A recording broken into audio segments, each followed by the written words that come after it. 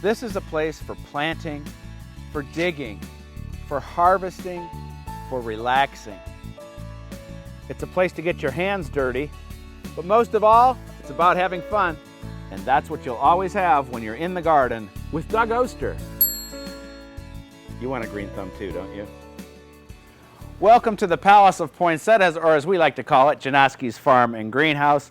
We're going to meet Mike Janoski, the owner of this place, and he's going to tell us everything he's learned about growing these plants over the past 35 years.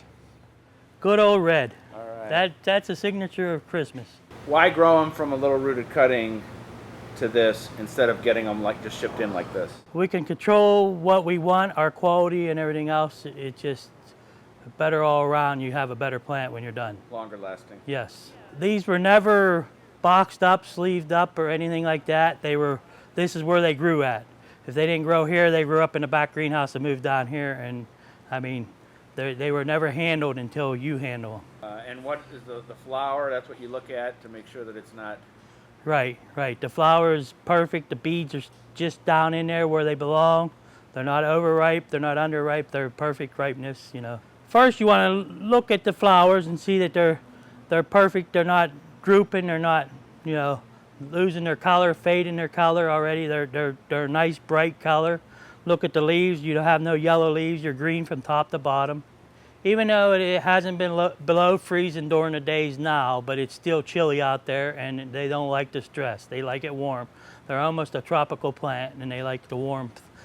Just keep it watered, keep it taken, you know, give it plenty of sunlight. That's the biggest mistake. People will put it in the corner of their house with no sunlight. It's a living plant, it likes sunlight. You could keep it till April if you give it the sunlight and water and a little bit of feed right along to keep it green and everything else. Take the foil off, unless you like the decorative of the foil, you can poke holes in the bottom. It has to drain. All right. It has to drain. We always hear every year this time of the year, poinsettias are poisonous. That's an old wives' tale. That's not true. All right. Many other ones besides red and white. There's the Jingle Bell. There's a new pink out this year. What does Jingle Bells look? Is that Jingle Bells? Yeah, it's a speckled leaf, you know, a speckled flower, and it looks like paint was dropped on it or whatever. And what's this year's big? We got a new one this year. It's called Love You Pink. It's a real light, beautiful pink. It's a beautiful flower. They say it was developed for summertime gardens, but it didn't go over too well in this area. But it looks like it's going over real well for Christmas. It's a beautiful light colored pink. Yeah, like Winter Rose, when it came out, was like the weirdest. Yes, you know, yes. You never saw anything like that. But yet it's still, you It's still still have to have yes. a bench of them. Oh yeah.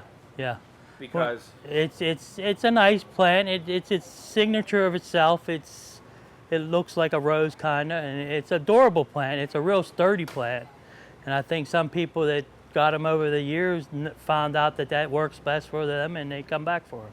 I mean, they do well for them, and there's no comparison to a box store or anything like that. It's you know, people realize it after a while that this poinsettia is going to do them the best. It takes a lot of care. Keep them all summer. They'll lose their blooms and everything. It'll be a green plant all summer, and they get color by the length of the daylight. So they'll sense when next year comes around, beginning in November or whatever. You can't give them any artificial light because that's what's going to make them color. Is they'll sense and the days are getting shorter in the fall and they're going to start coloring. I'm still the old red and white, you know. The other colors are nice, but if I'm going to do a display at home or whatever, first you start with the red and white, and then you might have one of the new varieties or whatever.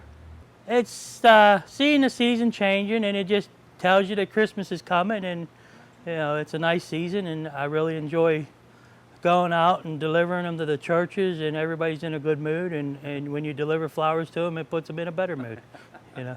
that's good. Yeah.